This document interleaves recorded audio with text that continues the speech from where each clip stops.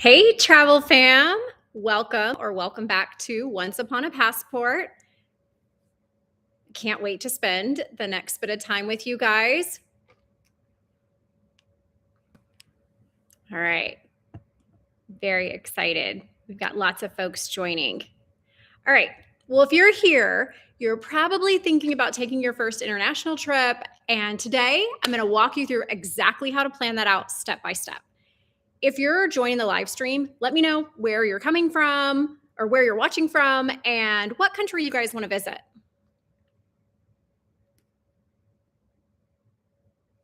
Hello.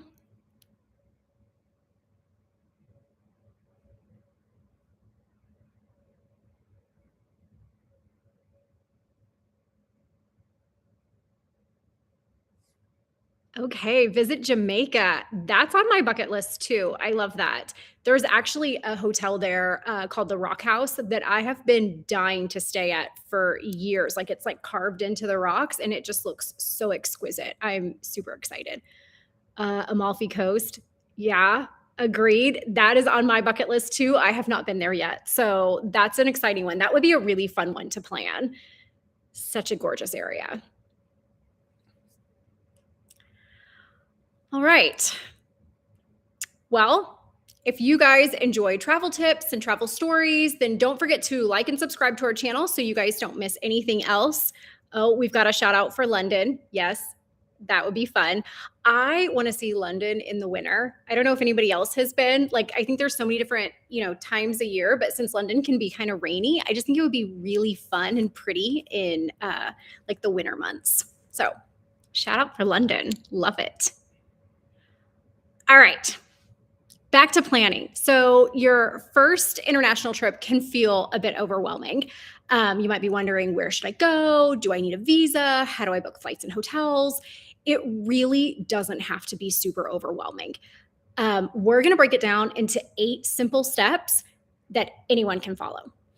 All right, so let's get into it. All right, step 1, choosing your destination. The first step is really figuring out where you want to go. Things to think about is your budget, travel season, when you're planning on going, is it the right season for that destination, visa requirements, and of course, safety. So some popular beginner-friendly destinations that a lot of travelers really enjoy are Paris, London, Italy, Tokyo, even Dubai. Those are all really great ones. So we'll pause and ask the chat if anybody has anything else on their bucket list that we haven't already mentioned that they're looking to plan.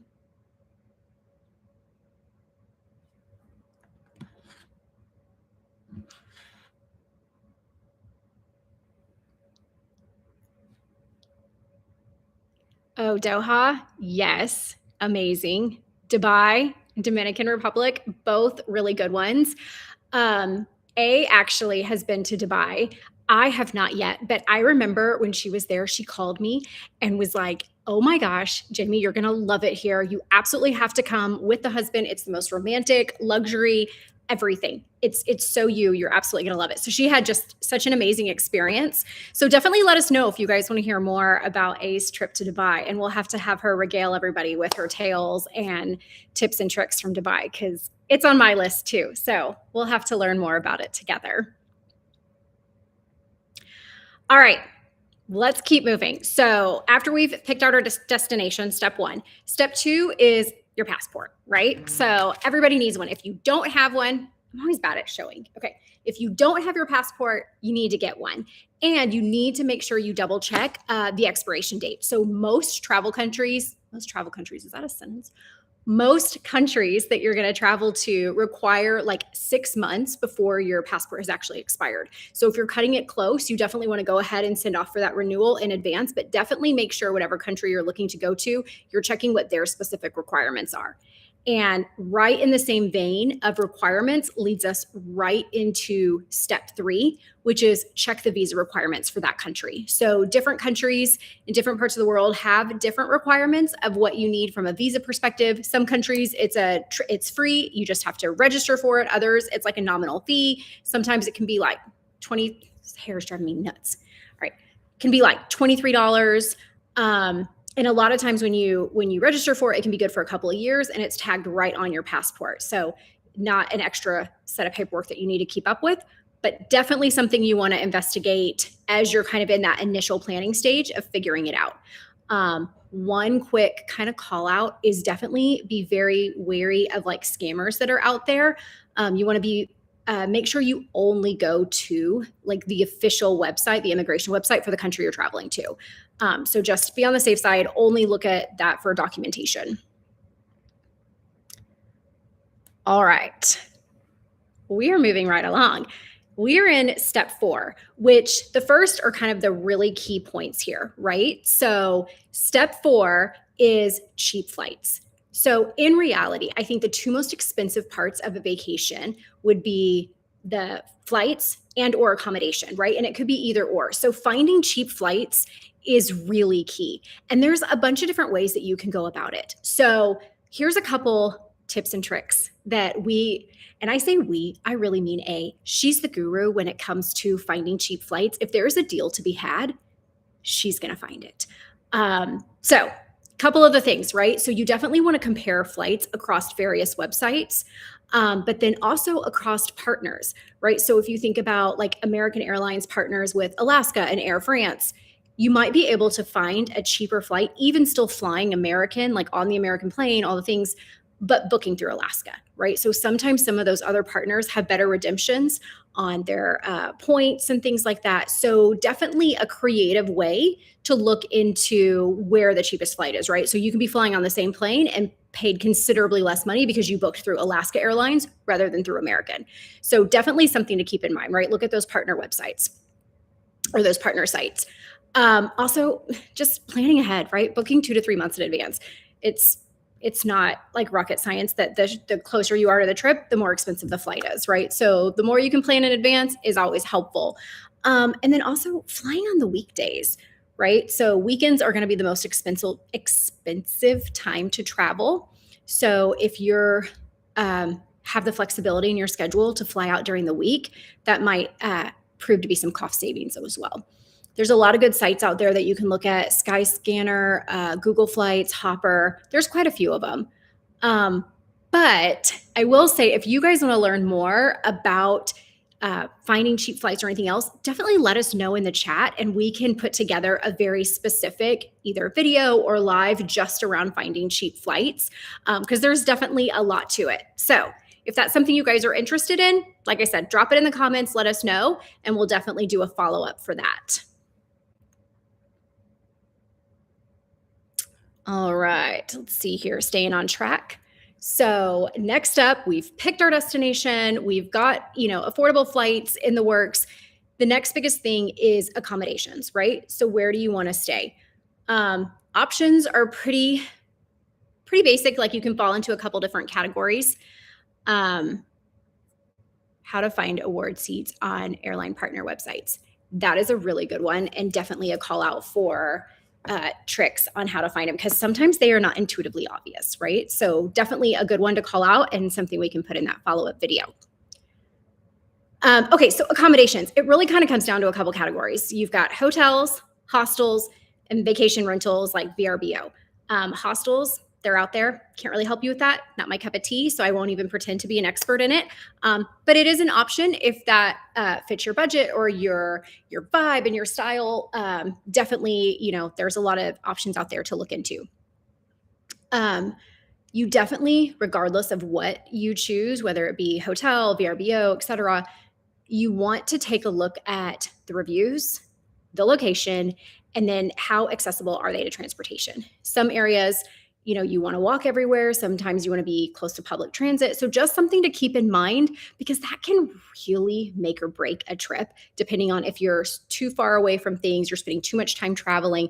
You thought it might have been the right choice because it was a little bit cheaper, but at the end of the day, you spent so much extra time and money on transportation that you might have made a different decision. So definitely something to think about as you're evaluating. Oh, and we've got a new one, Japan. Yes. Agreed. That is also on my bucket list. Let's plan that one together. Okay. Step 6, plan your itinerary. So, word of caution, do not plan every minute of your trip. It's really not necessary, right? You want to think about like putting together a high level list of top places you want to visit. So if you're thinking about like, hey, I'm going to Paris, I definitely want to see the Eiffel Tower, or key kind of landmarks or things that that country or that city is known for. Definitely, kind of have those jotted down. But planning out a few highlights will really help you kind of curate and navigate that trip. If you guys tune in next week, we're actually going to do a deep dive into our methodology and thoughts on how we plan out our itineraries. And we've actually gone to the same city different times and had a completely different trip, right? So completely different itinerary, completely different kind of goal of that trip. And so we'll dive in next week's live to exactly how the approach we take. And we'll use our most recent trip to Paris as kind of an example of like why we made the decisions we made. And then also we'll do a fun kind of interaction portion and plan out a trip kind of all together here. And we'll show you guys some of the free tools that we use that we've been using for quite a while that really help plan out that great trip. So itinerary is big, but definitely don't let it run you. Okay. Step 7 is not my strength, but definitely an important call out, and that's creating that travel budget, right? So, really, before you travel, you want to estimate what your expenses are going to be and how much you have to commit to this trip, right? So, things you got to keep in mind, right? Flights, accommodation, food, transportation, and like attractions. Those are really the big ticket items. And then the one that always pushes me over is the souvenirs. That's the one that gets me every time. You would think that I have learned my lesson, but I never do. I always find more that I want to buy and it pushes me over my budget. But one kind of little trick or something to think about, it's a different kind of way of thinking about it, is if you come up with, hey, this is the X number of dollars that I want to spend on this trip, it gives you a lot more freedom and like ability to kind of pull different levers for different things. So let me explain what I mean. So if you think about like, hey, I want to spend $3,000 on the whole trip, that's all I'm dedicated to spend. But I'm going to end up booking a hotel room that, making up, is $1,000 a night. Maybe I never would have booked that before, or I think my math isn't really working, but you get the idea.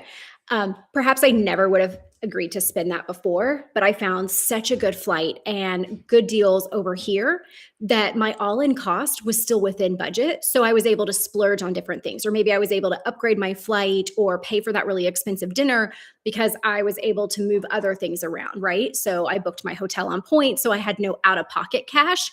So that gave me more flexibility in what my full budget was. So just another kind of different way to think about things rather than just looking at what are the individual things cost, in terms of once I'm all in and all paid, did I stay within the budget that I had set for myself?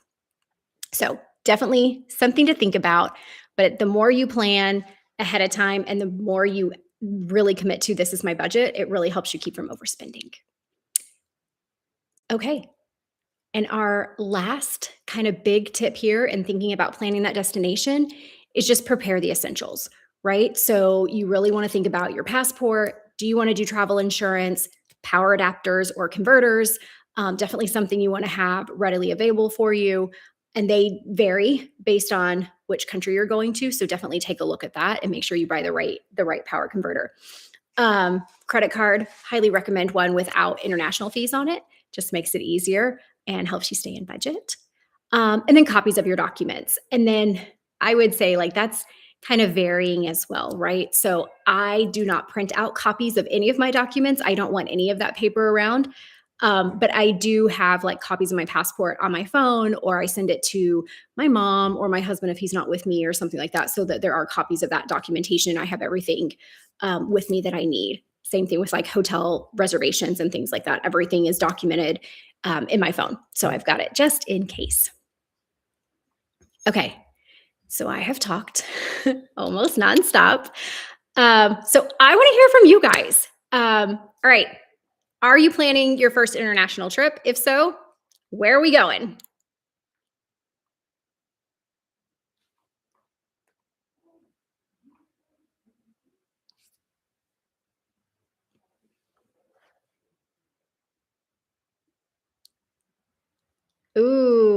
Italy, Jamaica. Yes. Oh my gosh, that sounds amazing. 100% Jamaica. We've got a lot for Jamaica tonight. I love it. So fun, so beautiful. Who doesn't love a good tropical getaway? Absolutely fun. Italy looks amazing. Um, all right, that's awesome. So let's um oh, sorry.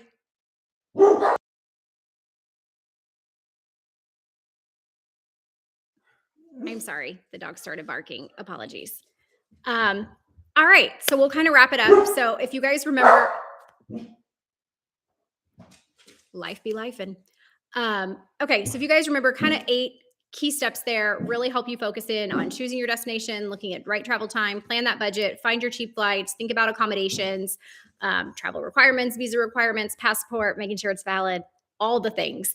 Um, Traveling internationally for the first time, I get it. It can feel really intimidating, but with the right preparation, right preparation, it really becomes an incredible experience and you won't want to stop. Like once you go international, you just want to travel everywhere and see the world and experience all the things in different cultures. So, highly recommend it.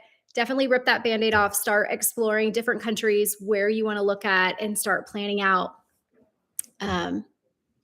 Yeah, highly recommend it. So, if you guys enjoyed this kind of like live travel guide, make sure you subscribe to Once Upon a Passport. We give more travel tips, we tell travel stories, we kind of share our real life experiences. We also share out like hotel reviews, like honest reviews of our experiences so that you guys can know before you go.